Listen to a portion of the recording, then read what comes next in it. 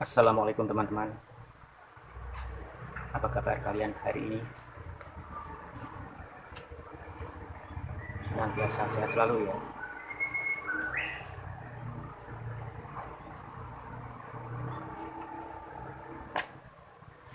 Rambutku sudah gondrong. Kalau disisir sudah pada brodol. Mungkin nanti beberapa pekan lagi aku mau potong kembali setelan awal, tipis. Oke, cabut.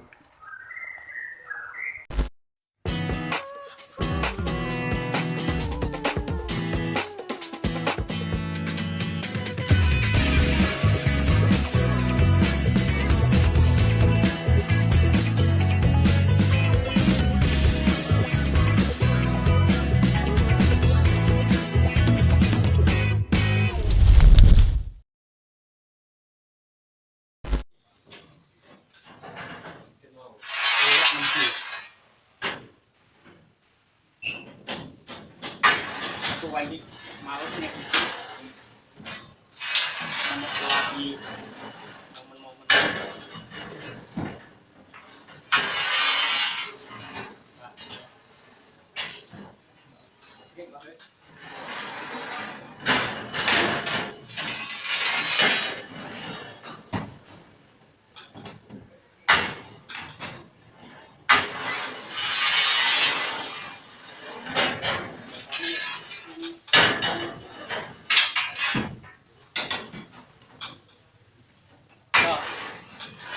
tetangga.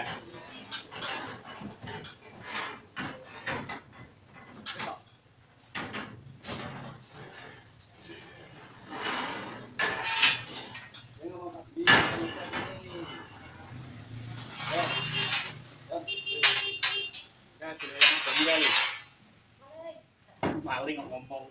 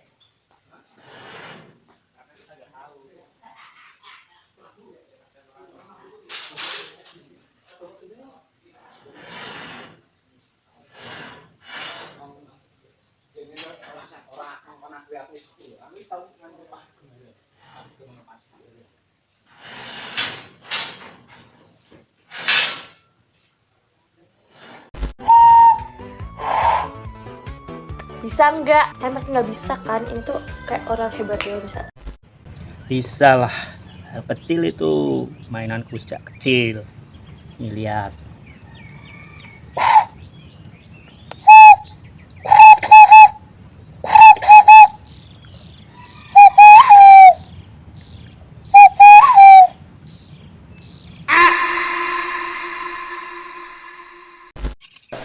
Namanya Birinci Mehmet.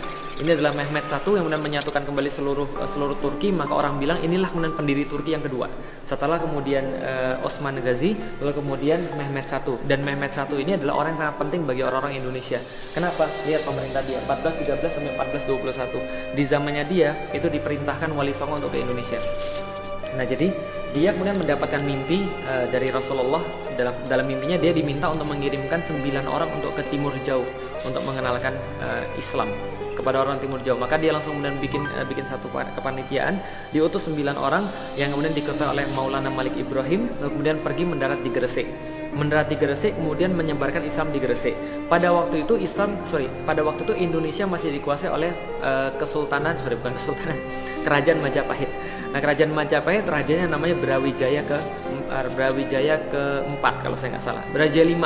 Nah, Brawijaya V ini kemudian punya istri namanya Siubanci. Siubanci ini seorang muslimah, dia keturunan daripada ulama juga. Nah, ketika menikah, lalu kemudian hamil, lalu kemudian suaminya nikah lagi. Brekertabumi namanya, Brawijaya V. Nah, itu nikah lagi sama seorang putri namanya Ratu Dwarawati. Nah, Ratu Dwarawati ini ketika dia mau menikah, dia mengharuskan untuk suaminya menceraikan istri-istri yang lain. Akhirnya 80 orang diceraikan karena istrinya banyak. Jadi kalau sekarang 4, dulu 80 diceraikan. Nah, salah satu yang diceraikan adalah Siubanci dalam keadaan hamil. Dikirimkan kepada adipati di Palembang namanya Aryo Damar.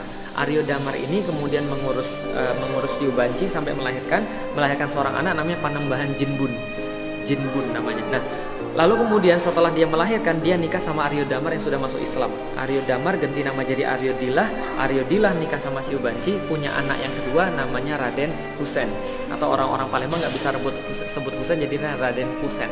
Nah, Raden Husein ini sama kakaknya pergi ke Gresik, kemudian bertemu dengan Wali Songo. Lalu kemudian disuruh Wali Songo pergi ke daerah Jawa Tengah, ke hutan Gelagahwangi, buat satu kemudian kerajaan di situ. Namanya kerajaan di Gelagahwangi. Ketahuan sama kemudian Brawijaya ke-5, dipanggil, lalu kemudian ketahuan, oh ternyata ini anak saya. Enggak apa-apa, kamu di situ aja buat kerajaan, tapi ganti nama jadi Demak Bintoro. Dari situlah kemudian jadi kerajaan Demak, namanya Raden Fatah. Jadi Jinbun itu namanya Raden Fatah. Dilantiknya oleh siapa? Dilantiknya oleh keturunan Mehmet. Mehmet I punya anak namanya Murad II. Murad II ini adalah bapaknya Muhammad Al-Fatih. Lalu kemudian dia banyak sekali menerjemahkan bahasa Arab ke dalam bahasa Turki karena dia juga seorang yang sangat pintar bahasa Arab dan sangat tenang pembawaannya, sangat lembut pembawaannya, tapi kalau perang sangat luar biasa ngeri. Makanya orang-orang Hungaria, orang-orang Rumania, orang-orang ya manapun juga lah, Albania, semuanya takluk sama Murad. Murad punya anak, nah ini saya, gitu kan ya. Namanya Muhammad Al-Fatih. Nah, saya kan namanya Muhammad Al-Fatih. Nah, inilah kemudian pada tahun 1479 dia melantik Raden Fatah menjadi Sultan Demak. Jadi Indonesia punya banyak sekali kaitan dengan Utsmani. Jadi kalau di Indonesia sekarang bilang bahwa khilafah nggak ada, ya suruh belajar lagi sejarah. Nah, kenapa? Kalau belajar sejarah, kita nggak akan bisa menafikan bahwa dari situlah kemudian datang Islam. Kalau bilang Islam Nusantara, kita berhutang banyak pada khilafah. Nah, kenapa? Karena khilafah itulah kemudian mengirimkan kemudian utusan-utusan ke Nusantara. Bisa dipahami ya? Nah, kemudian ini Muhammad Al-Fatih yang nanti menaklukkan Konstantinopel. Kenapa sih kemudian 7 ini yang dipasang doang? Ya, karena ini kan ruangan penaklukan Konstantinopel. Maka 1, 2, 3, 4, 5, 6, 7. Berarti takluknya pada keturunan ke-7.